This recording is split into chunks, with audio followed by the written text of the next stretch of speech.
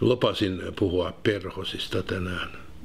No oikeastaan en puhu ollenkaan perhosista, vaan siitä, että nykyisin 86-vuotias kaukainen tuttavani professori Olli Lehto, maailmankuulu matemaatikko, on julkaissut kirjan, jonka nimi on Perhosten värittämä maailmani. Hän ryhtyi jo nuorena keräämään perhosia, mutta siitä tuli ilmeisesti väitellen intohimo.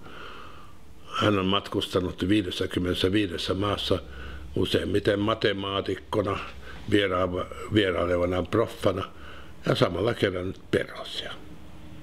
Hänellä on varmaan suurin kokoelma Suomessa. Ja tämä kirja kertoo hänen harrastuksestaan ja perhosistaan. Loistava kirja, joka on siis äsken ilmestynyt.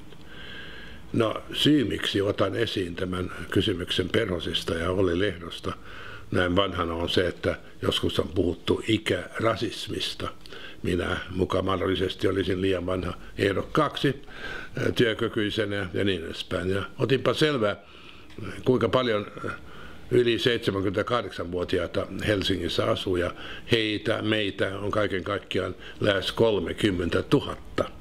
No, missä määrin nämä tulevat äänestämään, toivottavasti minua, niin en osaa sanoa, mutta ainakin voin todeta, että meillä on tällainen ikääntyneiden, mutta tarmokkaiden ihmisten armeija, jolla on myöskin jotain merkitystä yhteiskunnassamme, kun puhutaan vain nuoreudesta, kauneudesta ja kaikesta tästä. Katsotaan, miten menee. No, joka tapauksessa kannattaa ostaa Olli Lehdon kirja, en ole maksettu agentti, totean vaan, että se on hieno teos. Teot.